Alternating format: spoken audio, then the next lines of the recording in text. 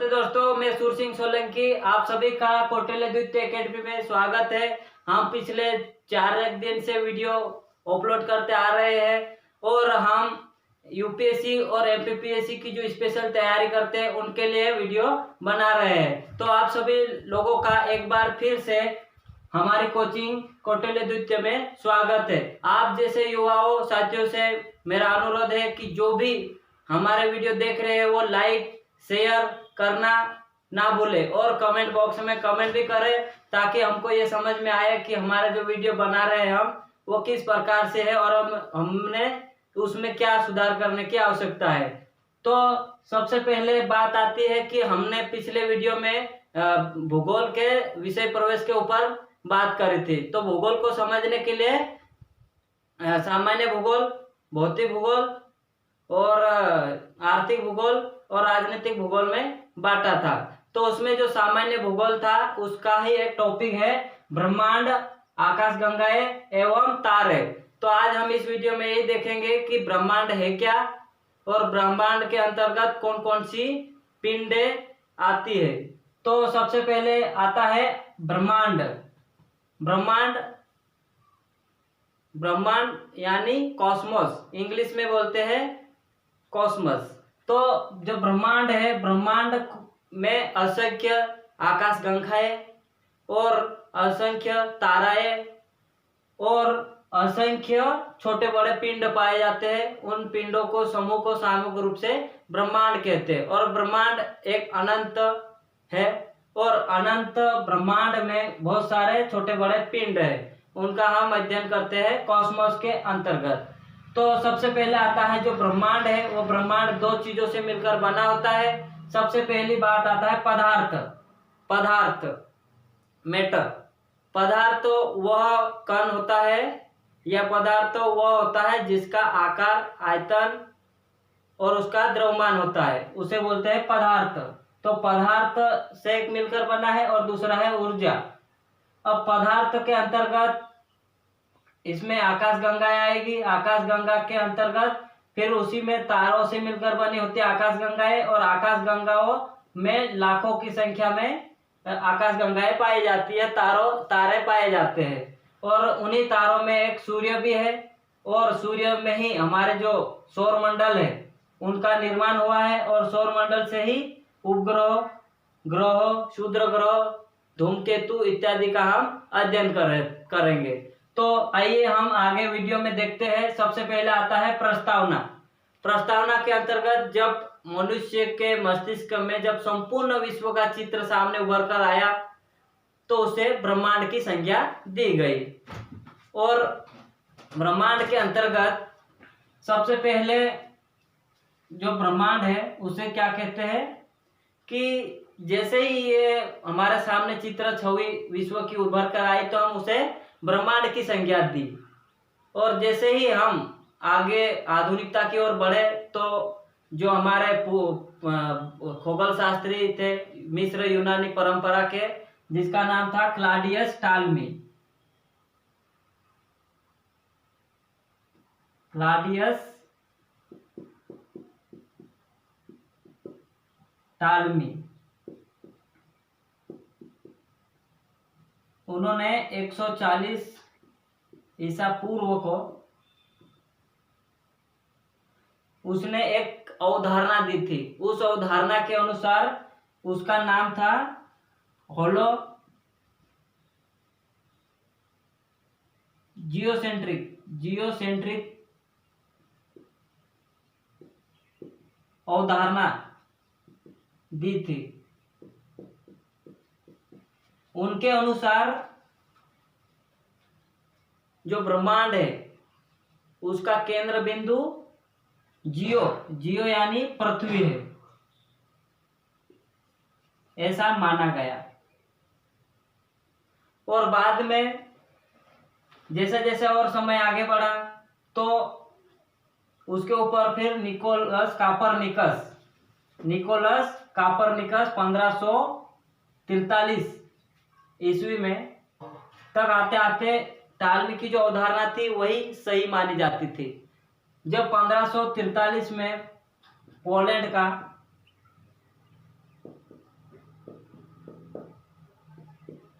Nicholas Copernicus.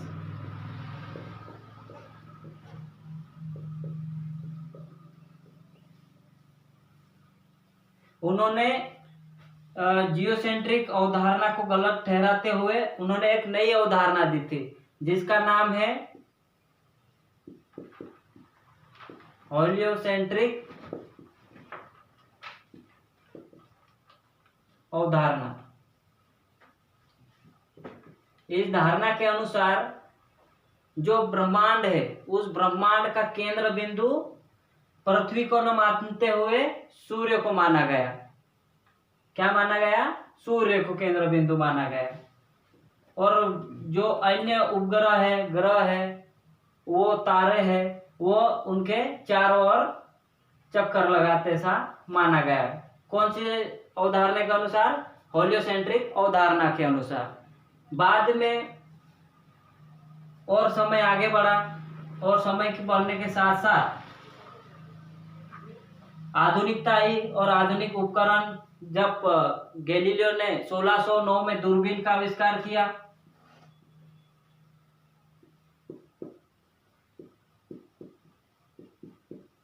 तो जो ब्रह्मांड, जो आकाशगंगा है, जो नग्न आंखों से नहीं दिखाई देते तारे, उनका अध्ययन करके गैलीलियो ने बताया। उसके बाद में 1825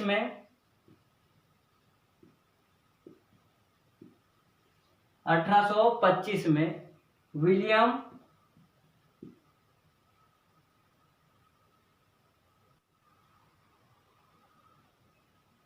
1805 में विलियम हर्शल ने, उन्होंने कहा कि जो हमारा जो सौर मंडल है, जो हमारा सौर मंडल है वह आकाशगंगा का एक छोटा सा अंश है। कहा, क्या कहा? छोटा सा अंश है कहा। इसके बाद फिर 1925 में एडविन टी हब्बल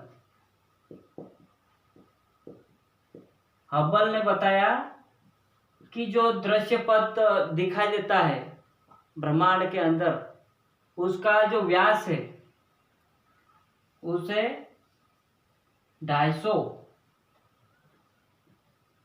250 करोड़ वर्ष, प्रकाश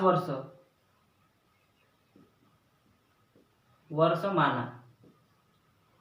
तो इतनी बातें जानने के बाद स्पष्ट हो जाता है कि जो हमारा ब्रह्मांड है, ब्रह्मांड के अंतर्गत असंख्य आकाशगंगाएं, असंख्य आकाशगंगाओं में भी असंख्य लाखों की संख्या में तारे पाए जाते हैं और उन तारों में भी एक सोलर सिस्टम पाया जाता है, सौर मंडल पाया जाता है। और उस सौर मंडल में हमारे जो ग्रह है, उपग्रह है, वो तारों की परिक्रमा करते हैं। तो जो ब्रह्मांड की उत्पत्ति के संबंध में कुछ सिद्धांत दिए गए, जो भूगर्भ शास्त्री थे उन्होंने सिद्धांत दिए। तो उन सिद्धांतों में भी सबसे ज्यादा मान्य सिद्धांत है बिग बैंग थ्योरी, महाविस्फोटक सिद्धांत, जो बेल्जियम का एक खगोल शास्त्री था जॉर्ज लेमेथियर, उन्होंने दिया था। उन्होंने ये बताया कि 15 अरब वर्ष पूर्व जो ब्रह्मांड है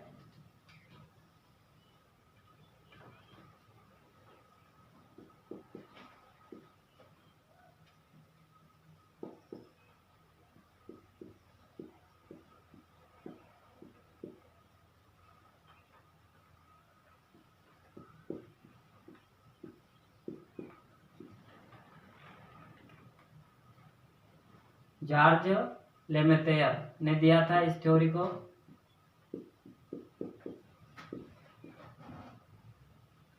और उन्होंने ये कहा था कि 15 अरब वर्ष पूर्व जो हमारा ब्रह्मांड है, वो ब्रह्मांड एक विशाल अग्निपिंड के रूप में था। बाद में उसमें समय के साथ साथ उसमें क्या हुआ, वह पिंड भारी पदार्थों से मिलकर बना था, तो उसके कारण से उसमें क्या हुआ, विस्फोट हुआ। क्या हुआ, विस्फोट हुआ। और विस्फोट होने के कारण से हल्के, साधारण और भारी पदार्थों से बिखर गए, और बिखराव के कारण जो ब्रह्मांड था, ब्रह्मांड बिखरा हुआ विस्फोट के बाद। ब्रह्मांड में विस्फोट हुआ और विस्फोट होने के कारण से छोटे छोटे पिंडों में बंट गया, और वो पिंडों को क्या कहते हैं, आकाश गंगाएं। और आकाश गंगाएं जो ब्रह्मांड में है, उनमें 100 अरब आकाश गंगाएं से भी अधिक है। जब उन्हीं आकाश गंगाओं में फिर से विस्फोट हुआ, पुनः विस्फोट हुआ, तो तारे बने, और तारों के समूह से ही क्या बनता है, असंख्य तारों और गैस के समूह से क्या बनता है, आकाश गंगाएं बनती है। ठीक, अब तारे बने ब्रह्मांड के अंदर। अब तारों से क्या बने, अब तारों में पुनः विस्फोट हुआ, और तो धूल के कण बाहर निकले, और धूल के कण बाहर निकलने से जो पिंड थे, और पिंड बाहर निकले, और उन्हीं पिंडों से क्या बना, ग्रह, ग्रहों का निर्माण हुआ। ग्रहों के बाद फिर उनमें भी जो टुकड़े थे, जो ग्रहों की परिक्रमा करने लग गए, उन्हें उपग्रह कहते हैं। उपग्रहों में, और उपग्रह फिर धूल के कणों,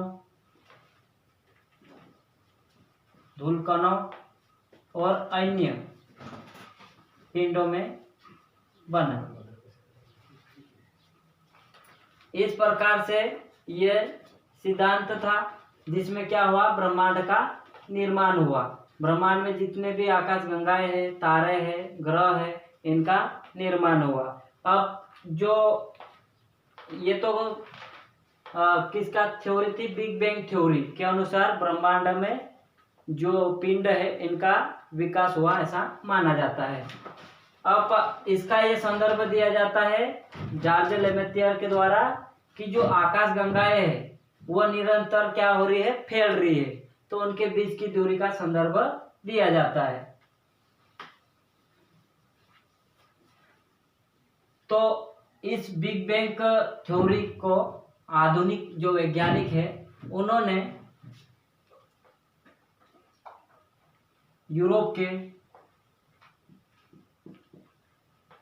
यूरोप का देश स्विट्जरलैंड,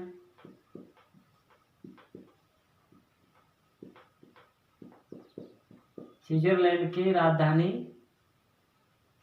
स्विट्जरलैंड में जो एक शहर है जहाँ पर अधिकतर अंतर्राष्ट्रीय संगठनों का मुख्यालय है, जेनेवा, वहाँ पर जो यूरोपीय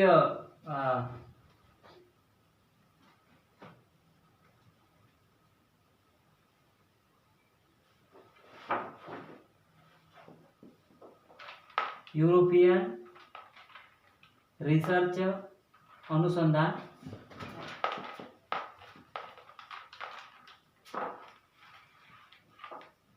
केंद्र से,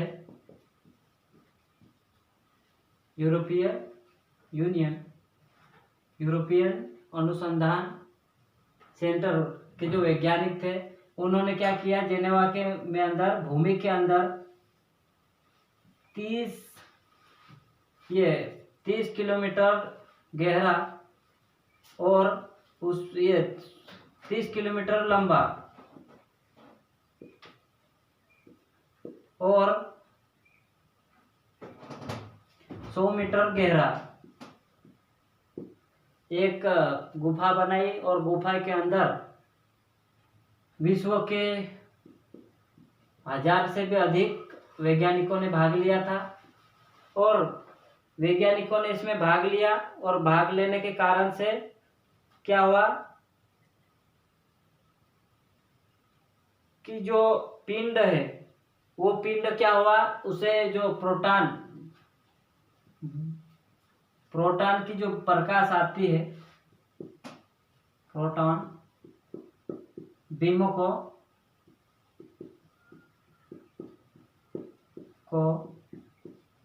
टकराया और यह महाप्रयोग 2010 में किया गया। और बाद में यह देखा गया कि जो पिंड है वो पिंड किस प्रकार से बने, तो उसी स्पीड से टकराया गया पिंड को। उस पिंड के टकराव के कारण से छोटे कण कण अलग हुए, वो 2012 में देखा गया, 2012 को देखा गया। और 2012 में देखे जाने के बाद उसे क्या कहा गया, जो परमाणु होता है, परमाणु भी छोटे छोटे कणों से मिलकर बना होता है, उसे क्या कहते हैं, सब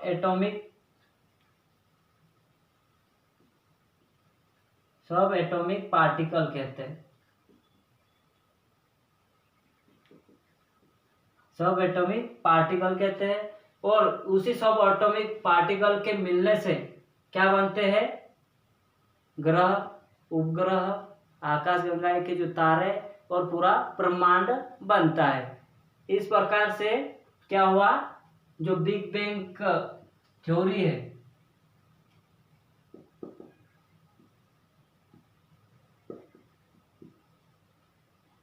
उसका प्रयोग किया गया स्विट्जरलैंड के अंदर। और यहीं से जो दुनिया में ब्रह्मांड की अनसुलझी जो घटनाएं मानी जाती थी उसका प्रैक्टिकल रूप से माना गया। और तब जाके ये जो बिग बैंग थ्योरी थी उन्हें मान्यता भी मिली कि वास्तविक रूप से 15 अरब वर्ष पहले ही ब्रह्मांड में पिंडों, आकाशगंगाओं, इनका निर्माण हुआ, ऐसा माना जाता है। तो ये हमने पढ़ा ब्रह्मांड की उत्पत्ति का सिद्धांत। अब हम पढ़ेंगे जो आकाश गंगाएं हैं। तो ब्रह्मांड में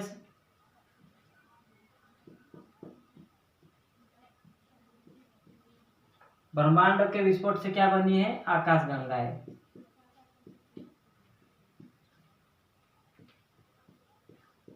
और इन्हीं आकाश गंगाओं में आकाश गंगाएं यह ब्रह्मांड में पाए जाने वाले जो दीप्तिमान पिंड है, तारों का जो पुंज है, उनके जो समूह है, उनको क्या कहा जाता है, आकाश गंगाएं कहा जाता है।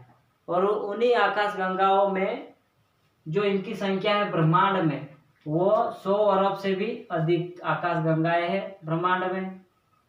और ये जो आकाश गंगाएं है वो 100 अरब से भी अधिक तारों के समूह से या उससे भी अधिक तारों से मिलकर बनी होती है आकाश गंगाएं। जिस प्रकार से जो हमारे आकाश गंगा है उसका नाम क्या है, मंदाकिनी। और मंदाकिनी का आकार कैसा है, सर्पिल है, सांप के जैसा है। इसके कारण से इन्हें सर्पिलाकार मंदाकिनी भी कहा जाता है।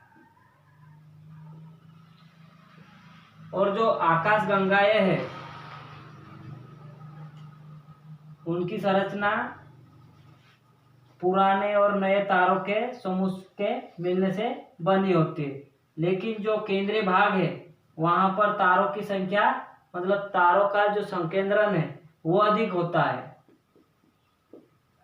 इसमें एक केंद्र होते हैं और 3 घूर्णनशील भुजाएं होती है। और ये तारों का ही बना होता है और गैस पाई जाती है। इन गैसों के अंदर जो ब्रह्मांड है, ब्रह्मांड में दो प्रकार की गैसें पाई जाती है, एक तो हाइड्रोजन और एक हीलियम और अन्य गैसें पाई जाती है। तो जो हाइड्रोजन है वह 71% से भी अधिक पाया जाता है। और जो हीलियम है वो हीलियम लगभग 26.5% से भी अधिक पाया जाता है। और जो अन्य गैसें है वो कितनी पाई जाती है,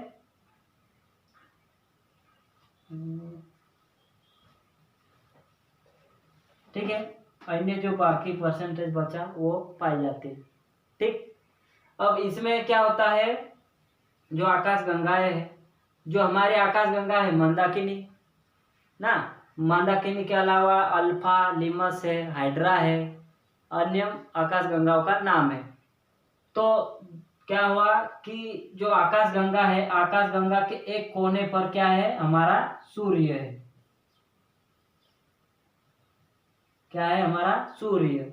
और सूर्य के आसपास जितने भी ग्रह चक्कर लगाते हैं, उपग्रह चक्कर लगाते हैं या परिक्रमा करते हैं, उन्हें क्या कहा जाता है, सौर मंडल। वे आकाशीय पिंड जो सूर्य के आसपास उनकी परिक्रमा करते हैं, उन्हें क्या कहते हैं, सौर मंडल कहते हैं। ठीक है, अब जो हमारे जो आकाश गंगा है उसका पड़ोसी कौन है, पड़ोसी आकाश गंगा का नाम है एड्रोमेडा। कौन सी आकाश गंगा है, एड्रोमेडा। अब जो एड्रोमेडा है, इसके अलावा दूसरी भी आकाश गंगाएं हैं। तो इन्हीं आकाश गंगाओं में क्या रहता है, ये गैसेस पाई जाती है।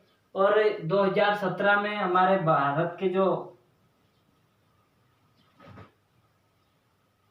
इसरो के जो साइंटिस्ट है, उन्होंने 2017 में एक नई आकाश गंगा की खोज की थी। और उनके अंदर उसी प्रकार से असंख्य तारे थे, उसका आकार बड़ा था। उन आकार बड़ा होने के कारण से उसे सरस्वती सुपर क्लस्टर नाम दिया गया। और वो पीसिच जो राशि है उस राशि की ओर पाई जाती है, उसका नाम रखा गया सुपर क्लस्टर। आकाश गंगा का ही नाम रखा गया सुपर क्लस्टर। और जो हमारी आकाश गंगा है उसका जो चमकीला भाग है उसे आर्यन नेबुला कहते हैं ना। और एक जो हमारा जो सूर्य है, उस सूर्य के पड़ोस में एक जुड़वा सूर्य के जैसा ही है पिंड, प्रकाशमान है वो पिंड, उनको क्या नाम दिया गया है, प्लेनिमस।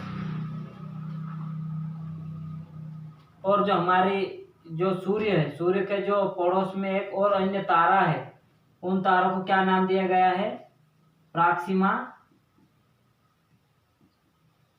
सेंचुरी। और ये भी सूर्य के बराबर बड़ा है। उनके जो प्रकाश है, और एक और जो तारा है वो डॉग स्टार या साइरस के नाम से जाना जाता है।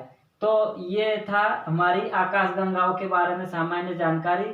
अब हम ये पढ़ेंगे कि जो तारे हैं आकाश गंगा में पाए जाते हैं, वो तारे हमें टिमटिमाते हुए क्यों दिखाई देते हैं, और उनका स्वयं का प्रकाश होता है तो क्यों होता है, उसमें कौन सी रासायनिक अभिक्रियाएं होती है, उनके बारे में जानेंगे। तो सबसे पहले आता है आकाश गंगाएं।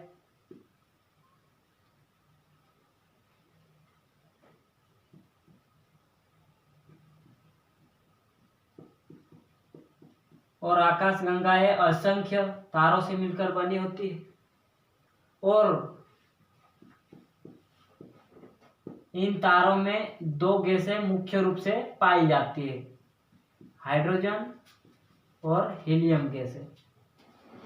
हाइड्रोजन और हीलियम गैसें पाई जाती है। और इन्हीं गैसों में क्या होता है कि जो हमारे आकाश गंगा है, आकाश गंगा के घूर्णन के कारण जो पूरा ब्रह्मांड है, पूरे ब्रह्मांड में जो गैसों का जो संतुलन है, और संतुलन होने के कारण से क्या होता है, जो गैसों का मेघ है वो प्रभावित हो जाता है। और प्रभावित होने के कारण से जो आकाश गंगा में आकर्षण पाया जाता है। और आकर्षण पाए जाने के कारण से जो हमारी आकाश गंगा है उनमें क्या होता है, आकर्षण होता है। और आकर्षण होने की वजह से क्या होता है, जो तारे हैं, आकर्षण होने की वजह से क्या होता है, जो हाइड्रोजन गैस है ना, वो गैस किस में बदलने लग जाती है, हीलियम गैस में। और इस पूरी प्रोसेस को क्या कहते हैं, नाभिकीय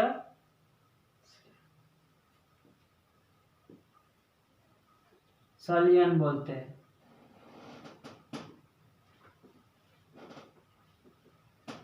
ठीक, तो क्या होता है, आकाश गंगाओं में तारे किस प्रोसेस के द्वारा बनते हैं, जैसे ही इसमें आकाश गंगा में विस्फोट होता है, विस्फोट होने से तारे बनते हैं। और तारे भी हमें चमकते हुए इसलिए दिखाई देते हैं कि जो तारों में मुख्य रूप से गैसें पाई जाती है हाइड्रोजन, वो हाइड्रोजन किस में बदल जाती है, हीलियम में।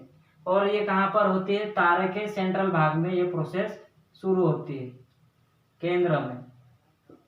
तो केंद्र में जैसे जैसे हाइड्रोजन खत्म होते जाता है और वह हीलियम में बदलता है, तो क्या होता है कि जो तारा है वो तारा कैसा हो जाता है, गर्म हो जाता है। और गर्म होने के कारण वो हमें लाल रंग का दिखाई देता है, लाल रंग का दिखाई देता है। और लाल रंग का दिखाई देने के कारण इसे रक्त दानव कहते हैं, रक्त दानव। और यही रक्त दानव में जब विस्फोट होता है, जब उसमें क्या होता है, विस्फोट होता है, और विस्फोट होने के कारण से क्या होता है कि विस्फोट होने से क्या होता है कि जो हीलियम गैसें है, हीलियम, वो हीलियम गैसें किस में बदलने लगती है, लोहे में, कार्बन, सोना, चांदी जैसे धातु में बदलने लग जाता है। और इसी कारण से क्या होता है, अब जो तारे के अंदर जो हाइड्रोजन गैस है वो समाप्त हो जाती है। तो जो नाभिकीय संलयन की जो प्रोसेस है, ये वाली प्रोसेस अब सेंट्रल से होकर कहाँ चले जाती है, परिधि की ओर चले जाती है। और परिधि पर ये प्रोसेस जारी रहती है, परिधि पर ये प्रोसेस जारी रहती है, जिसके कारण से क्या रहता है, तारे एक ऊर्जा निकालते हैं। और ऊर्जा निकालने के कारण से क्या होता है कि वो प्रकाशमान दिखाई देता है। और जैसे ही इसमें जो फ्यूल है हाइड्रोजन जब पूरी तरह से हीलियम में बदल जाता है, तो फिर क्या होता है, वो जो तारा है गर्म, वो धीरे धीरे ठंडा होने लगता है। और ठंडा होने के कारण से जो रेत में बदला हुआ रहता है वो ठंडा होकर किस में बदल जाता है, श्वेत तारे में बदल जाता है, जिन्हें श्वेत वामन कहा जाता है।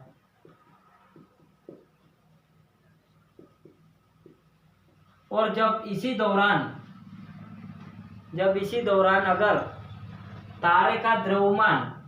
अगर तारे का द्रव्यमान सूर्य के द्रव्यमान से कम होता है, सूर्य के द्रव्यमान से कम होता है, तो जो श्वेत वामन तारा है वो श्वेत वामन तारा किस में बदल जाता है, काले तारे में बदल जाता है।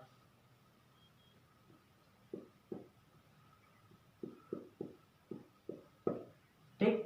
अब अगर जो सोलर द्रव्यमान है, चंद्रशेखर सीमा जो हमारे भारतीय साइंटिस्ट ने इसके बारे में बताया था, उन्होंने ये कहा था कि अगर सूर्य का द्रव्यमान से अधिक उस तारे का द्रव्यमान है, तो वो क्या होता है कि जो तारे हैं, तारे के अंदर जो नाभिक है, और नाभिक के चारों ओर क्या रहता है, नाभिक के अंदर प्रोटॉन प्लस न्यूट्रॉन रहते हैं। और जो एटम है, परमाणु है, उसके चारों ओर इलेक्ट्रॉन रहते हैं। जब उसका द्रव्यमान सूर्य के द्रव्यमान से अधिक हो जाता है, तो क्या होता है, जो इलेक्ट्रॉन है, इलेक्ट्रॉन इतनी गति तेज से घूमते हैं जिसके कारण से क्या होता है, वो नाभिक को छोड़ के बाहर चले जाते हैं। तो क्या होता है, वहां से फिर ये न्यूट्रॉन भी रहते हैं और ये एक ही जगह पर सीमित हो जाते हैं। और एक ही जगह पर सीमित हो जाने के कारण से जो एटम है, जो तारा है, उसका द्रव्यमान एक ही बिंदु पर आ जाता है। और उस बिंदु में क्या होता है, जब प्रकाश या किसी भी पिंड से होकर प्रकाश या किसी भी वस्तु को उसमें से गुजरने नहीं देता है। तो उस जब एक ही पिंड पर सारा द्रव्यमान एकत्रित या संकेंद्रित हो जाता है, तो उसे कहते हैं ब्लैक होल, कृष्ण छिद्रिका कहते हैं।